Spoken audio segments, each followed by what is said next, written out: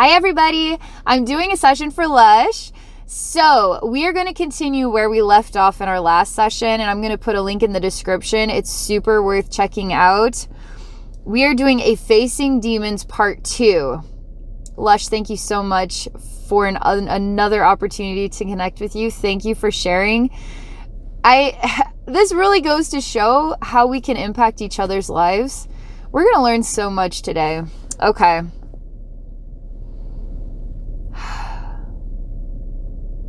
Facing Demons Part 2. Okay, relax. Let's see how your higher self, your guides, my higher self and guides, the universe, let's see how they want to guide us on this one. Let's just keep diving deeper.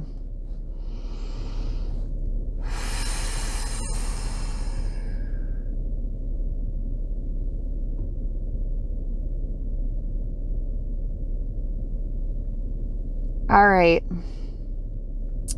we're going to start by interpreting something that we can't understand.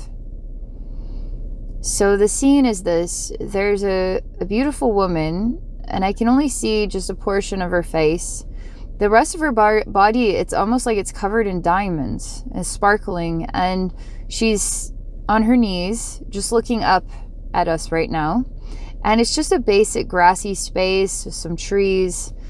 I do see a very familiar image from that last session with the woman face down whose mind creates that cave. That is vaguely in the distance here, okay? Obviously, I'm able to make a descriptive, I'm able to describe what I see, but sometimes what we see and how we interpret it, we can only work with as best that we know as a human being. So how do you interpret something that's outside of your parameters of understanding? So what if my mind is interpreting what I'm being shown in a way that is familiar to myself in order for us to access understanding?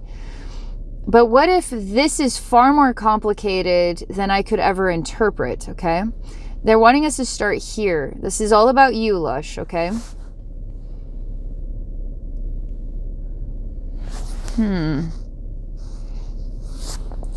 There appears a large, furry... He looks kind of ape-like, but he looks like a giant stuffed animal. So there's something soft and adorable, but also something monster-esque. And maybe a little bit brutish, maybe ape-like about it. And his hands are big, okay? And he manages to pick off just a piece of her skin, which sparkles. And so he pulls off a piece which is like a diamond, and it's very painful. It's like ripping off a tiny section of her skin. And then this being literally takes that piece of diamond and puts it in his mouth and then swallows it. And now he says to her, I have consumed you. I have you. I own you. And she's timed out. It's almost like she's in this state of despair, but so her mouth is open and her face is in a state of despair, but she's not able to move forward or move beyond this image.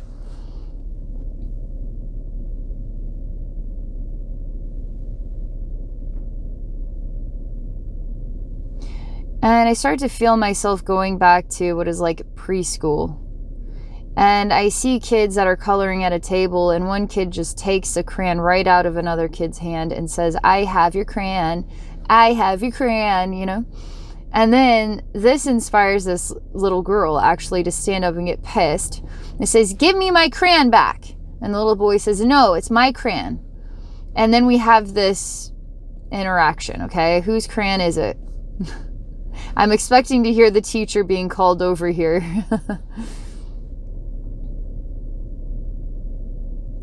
And I hear a voice say, what do you do when something that you have, something that is of yourself in the moment, is taken from you? And this voice also says that when this monster takes of this woman's body, pulls off a diamond piece and swallows it, it's instigating an emotional response. And in that emotional response, it is true that she is giving of herself to this monster. This monster creates an action. The action is to create an emotional response. She is giving of herself to the monster based on his action and choices. Then the question is, well, what is she supposed to do? Say thank you and walk away? What if that monster is being inappropriate right now? What if that kid, it wasn't his crayon?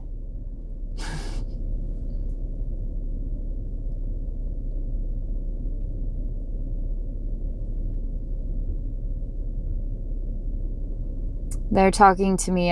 It's silent, so I'm not sure what they're saying about this yet.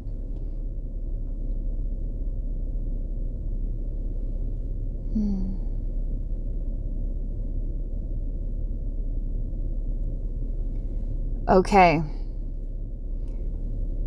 A lot of human thinking goes from point A to point B. What only naturally would come next? Boy takes crayon from girl. Girl gets upset, says, I want my crayon back. Seems pretty obvious, normal exchange from point A to point B, right? Same with this monster, picks off piece of skin, which is diamond, eats it. It's the same thing. Now they show me what we didn't expect. They're wanting you to think about, Lush, in what ways are you more powerful by not giving back to what was taken? So when something is taken, automatically you give back, like an emotional exchange. In what ways can you choose to not do that?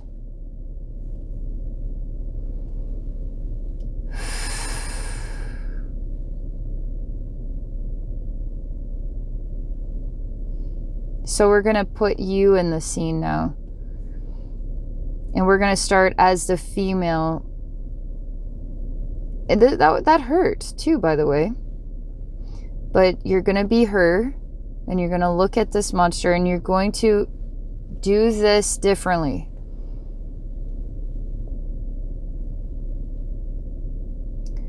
Your guides tell you that the monster wants something more from you. But that's to give the monster something at all is not what the monster is worthy or deserving of. Even of your negative emotions, the monster is not worthy and deserving of that. Is worthy and deserving of something else, which could potentially be nothing in exchange.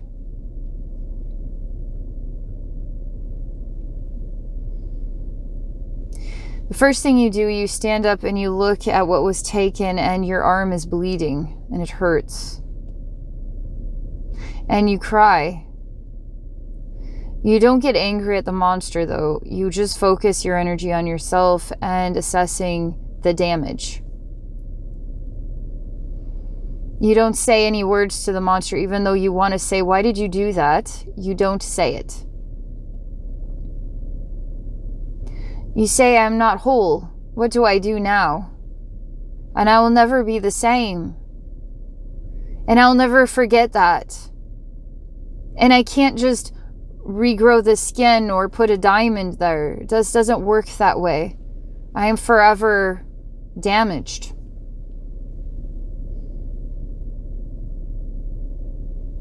I'm starting to tell that, again, you are giving something to the monster for his actions.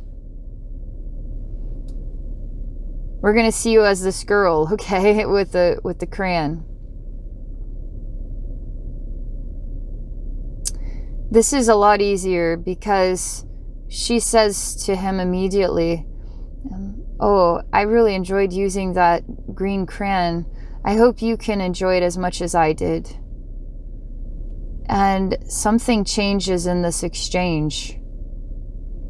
He feels a little bit weird, like that wasn't what was supposed to happen. A to B did not take place. Something different took place. We're going back to this woman and the monster.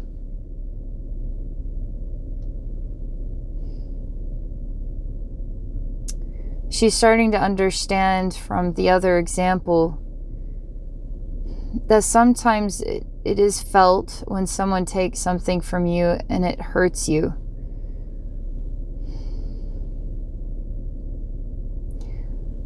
But what if you could understand that the reason that thing was taken was because something inside the monster was not whole. Something in the side of the monster was saying, I am lacking. And for me to have something of you is going to help me feel better about myself, but it was all a misinterpretation. It was all a manipulation. So she chooses to take a deep breath and say, I'm more whole now than I've ever been before. It's really hard for her to say that, and she sheds a tear. But she says this to the monster and says, I am more whole now than I have ever been before. The monster, knowing that what he did hurt her. But since she didn't get angry, since she didn't attack him, since she basically said thank you for hurting me, the monster now has to live with himself. And he has to live with a part of her that he swallowed, that he can't unswallow it. And he can't give it back to her. And he can't go back in time to make things right. So the question is, what was the motivation in the monster in the first place that was going to create what could only be described as a cycle, a rotation of pain and suffering? And where did that exist? Now they're showing us something we didn't see before, is that the inspiration within the monster and the inspiration within this woman brought them both together to have this experience. So something of herself and something of this monster were divinely guided to one another. Were they divinely guided to explore what is the most obvious response from A then to B? Or the power lush to not let A go further than A and doing something that is unexpected? Because you can change the energetic flow of things. You can stop that flow right then and there. You do not have to give back to somebody who has taken from you. You do not have to give them back anger or sadness or questions as to why did you do that to me. It's almost like you can instantaneously heal it for yourself and the monster when you say something unexpected that is unconditionally loving. Like I hope that part of myself serves a purpose for you. That you needed that part of me in order to feel more whole. And it's not like a bitterness. It's actually genuinely stated, even as you stand here with blood coming down your arm. To snap into the power of something unexpectedly loving and genuine in order to break the cycle of that energy. And now to take the time as a human being to look at the memories of your own life, to look at those memories and see times where there have been the monster that took something from you and what the exchange was, right? They really want to stick to this side of the fence, not you, Lush, as the monster taking from someone else. It's actually you as the one with the crayon that was taken from you. You as this woman with the jewel. Really wanting to continue to explore it from this angle, okay?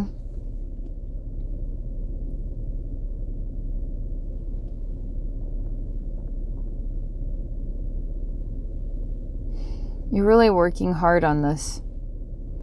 Because You don't want to give something to somebody who didn't deserve it. That's what you say.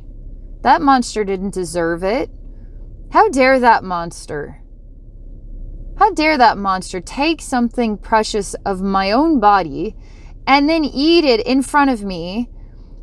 Was doing that on purpose to piss me off, to make me angry.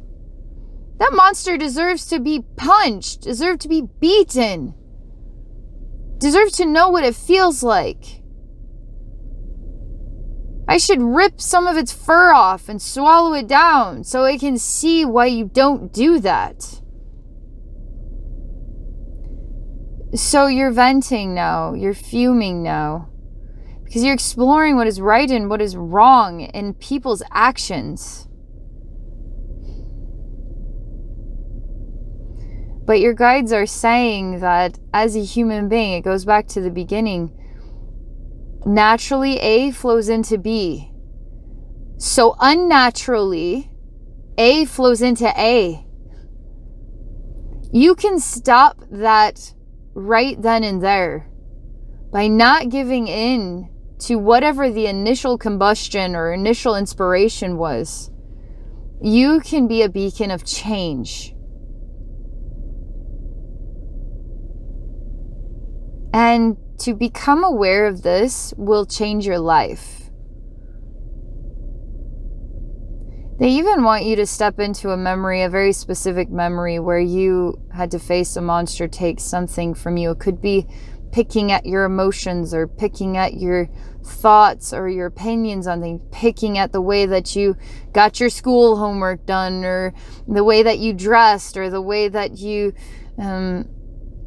chose a career, or whatever. And now stand in the memory as the shoes of yourself, looking at the monster, and hear the monster, whatever it chooses to pick at, to try to make you bleed, to try to take something of you. And instead, you say something in the way of, I hope, thank you so much for what you're sharing with my life here. And I feel more whole now than I have ever felt before. Whether you agree or disagree. Oftentimes, if you disagree, that's where the pain comes from. If somebody shoves their opinion down your throat and it's their way or the highway or whatever. It's just stop the energy exchange right then and there. Stop it from going back at the same muddy level that it was dished out to you. Just stop it right then and there with some different type of approach.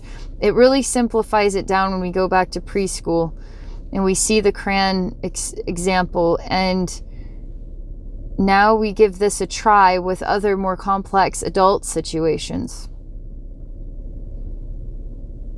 Everything starts to feel vibrationally a lot better. They want to know if you know why they are telling you about this. And why is this so important? And as they say that, they show us our human mentality or our human perceptions of things sometimes don't see all the details. And they show me that in our human world, you could say we're stuck in loops all the time. Like we get stuck in loops all the time with little nuancing behaviors. And these exchanges happen every single day, all day long. And we have the power to change everything. All the loops for everybody in the whole world. All the loops in your own life. So that you don't have these attractions to this experience again and again and again. But it just starts to dilute itself when you start to not give in.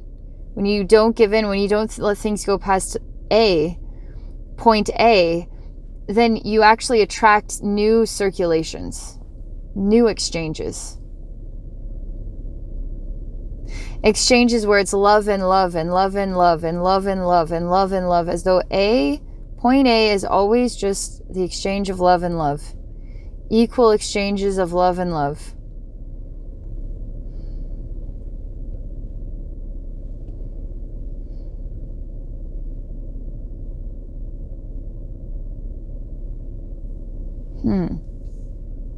Okay. I mean, they're saying this, emphasizing this.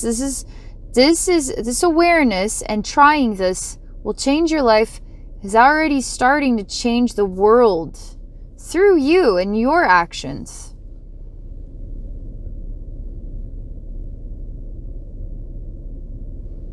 All right, now let me see what comes next, okay?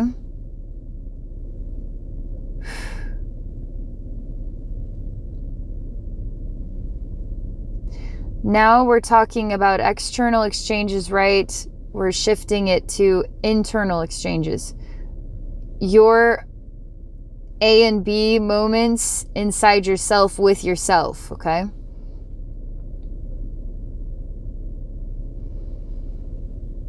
The question is, how is this facing your demons? It's facing somebody who's taking something from you, and now giving back the same kind of muddy energy is giving them something of yourself, isn't healing anything for them or for you.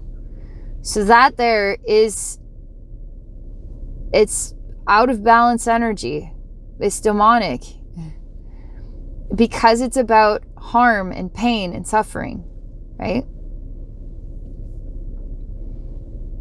Facing your demons can be facing people and their demons, and the way their demons impact you to go down to their level. All right, next, internal exchanges.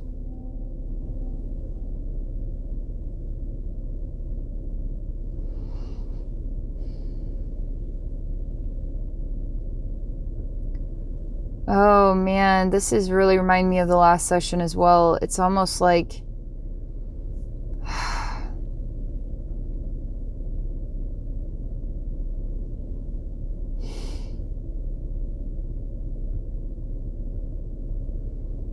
this is getting really solid. It's getting really dense. It's getting like it's not gonna go anywhere. Like it's all just going to become frozen still without it being cold. It's just becoming a solid, you know. I see you eating popcorn, like the most ridiculous heaping pile of popcorn. Like you're just eating it away like this, okay? And as you eat it, I'm looking for an opposing side. I'm looking for other details. But all that's happening is everything is getting more and more solid as it comes closer and closer and closer to you. So the only active thing we see is you and the popcorn. That's it. But I need to know why that happened. Because why did your energy field suddenly feel inspired to do that? That's not common, okay?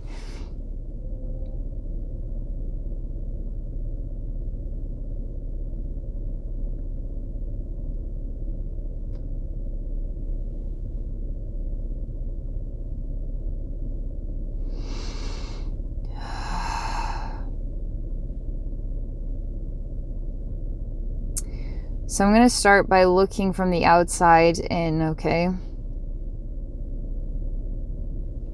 And I see that you've shut down. It's almost like there's so much conversation going on in this denser energy, and it also acts like a block where you would be unable to ever hear it. You wouldn't be able to hear the conversations. And this is like a psychic sense of hearing, okay? Psychic sense of translating the conversation. And if you remain ignorant to this, or this ability, then it never really was there for you anyway, right? I don't have a psychic gift of hearing. Yes, you do. But you've created a comfortably numb scenario where you would never even know that it existed. how are you going to start putting yourself in check? Like, how are you going to start to see what you are creating in the ways of comfort that isn't, that's sort of like not challenging you to break those comforts and see what's going on here? It's almost like you need a random event that takes you out of the comfort zone, that helps you to see what's been building up that you weren't aware of because you were blended into a comfort zone. No, my guides say no, and I see that what we're going to do is allow this this sort of dark solid to go all the way, and you're going to be frozen stuck with your popcorn. Nothing is moving anymore. This is scary because you're starting to discover there's an uncomfortable energy, and you don't want to hear it. You don't want to sense it. You don't want to look at it. You don't want to be aware of it. You're just going to try to block it out. The thing is your heart is digesting the sensory skill that it's here. It's like your heart feels it. And it's making you highly uncomfortable. I say don't get tense about it, because what it's doing is it wants you to be tense. It wants you to be ignorant is bliss. It wants you to avoid. It doesn't want. But the thing we're wanting to accomplish here is forward motion, growth, and discovery, right? And so the only way to get to the next step of this discovery is to give in to the experience itself without knowing what the next outcome is going to be. Could be really bad. It could be really good. We don't know, but you're going to have to give into it in a way. You're going to have to trust your path. Like, you're going to have to give into your path. We don't realize how many like safety guards we put up so to try to avoid having any conflict in our life.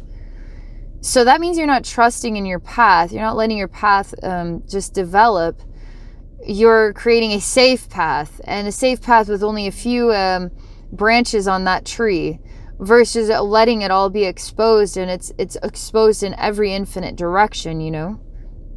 It's more like light versus density. Branches of a tree versus sun. Your path is open and exposed to everything in the universe.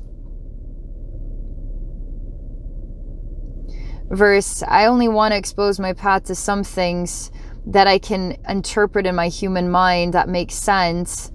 I'm going to expose my path to like a daily routine and the job that I'm choosing. And, you know, like, we don't want to expose our path to anything that doesn't make sense. Because if you're going to expose your path to the spirit world, you're going to have to live in an unpredictable way, so to speak. Like, you're going to have to let yourself be surprised by something difficult or easy. It's going to happen no matter what, you know? No matter how much protection you put out there, it's like you've got to feel safe with whatever comes your way. If it's the monster and the girl or the preschoolers, like, somebody will eventually come and take your crayon. No matter how much protection you put out there, because your higher self and your guides are guiding you through this life of learning, not this life of protection from learning. So you're going to have to trust in your path. You're going to have to give in to the infinite experience without resistance of that, okay? And go back to the beginning lesson here of how you stop those loops. You stop those loops even if a pain was bestowed upon you by another. You instantly stop it right there and you wish them well. Immediately you wish them well. Because the one that chose to put you in pain is in pain. Don't give in to what they're trying to create in you. Same goes for everything in the universe.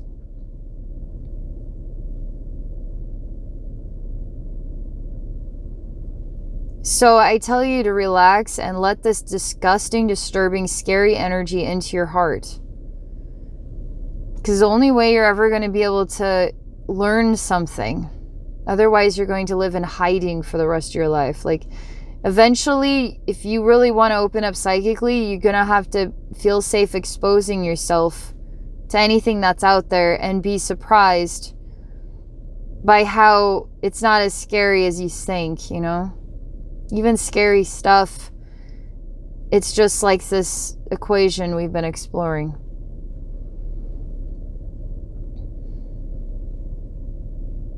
The scary stuff is the broken stuff. Don't let it break you, right? Because you weren't broken. You were given the opportunity to heal it. That's why it was attracted to you. That's why it did that action to derail you, but you chose not to be derailed. You stopped it right then and there and brought love back into the exchange, which kept the love circulating around point A.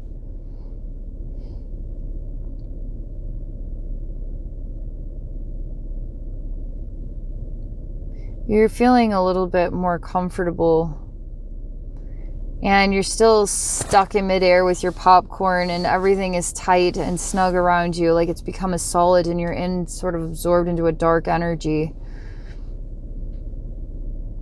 This dark energy is full of echoes like you're going to be in pain, and we're going to hurt you, we're going to do terrible things to you, and we have your soul, and blah, blah, blah. So just silence that out and feel what the truth is in your heart. Because again, it's trying to take something from you that it doesn't have. So you don't have to give it. You stop it right there at point A. Oh, thank you so much for coming. Oh, you're saying that you have things, etc. You're trying to actually make me feel like I've lost something and I haven't lost anything, which tells me that you're the ones that have lost something. You're the ones that are lacking something, not me. And then just wait and see what their response is. Like, you don't have to keep talking.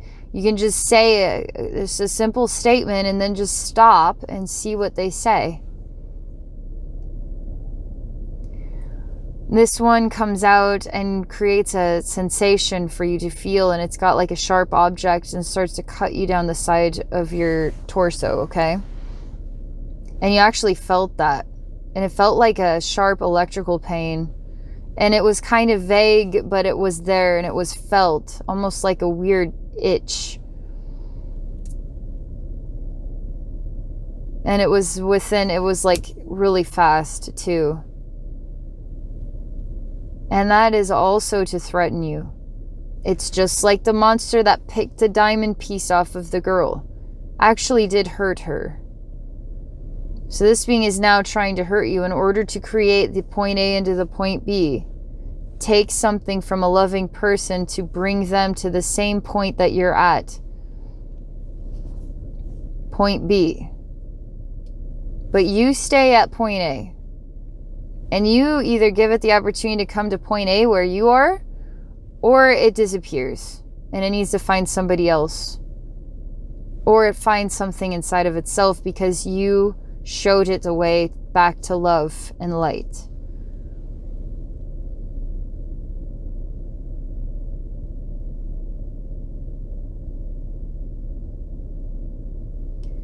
So you feel safe. You choose to shift energetically and you choose to feel safe, not threatened. And you start to realize that you are going to magnetically attract basically emanations that need healing, that could try to threaten you all day long, but they're the ones that need the healing, right? Or emanations that are already healed. And then, but you're always at point A and you don't have to change that no matter what they do. And you can be more point A than you've ever been before. For your memories of the past, or the present, your thoughts for the future, the spirit realm, right? The human world, the spirit realm. And you can feel safe in knowing the power of this equation. You be more point A than you've ever been before, and now you'll change the many loops that try to derail you out of that point, to bring those point Bs into your point A world. right? And to love or to let them go. It's up to them to choose. But once you do that, you will get brighter and brighter and brighter and brighter to the point that you wash away the attraction to pain, because some part of you is guiding the monster in, because some part of you has an attraction to pain. But when you don't let the pain go any further than the moment you just snap into love, you will have fewer and fewer and fewer and fewer of these interactions. But feel safe being exposed to the universe, because your higher self and guides are guiding other beings into your life or shielding you. It's depending on your learning, right? So trust in your path more than you've ever trusted before by not getting in the way of it. With the way you want to comfortably move through this, remember, life is meant to be a challenged experience. That's life, you know? And embrace it wholeheartedly. Have fun with it. Let it challenge you. Feel derailed by it. Keep learning and find your way to point A every single time. As best you can, hold it there, okay? All right. What a fun experience. Part 2 is a blast. Thank you so much for this, Lush. Thank you so much, everybody, for watching. I hope you guys all have a really great day.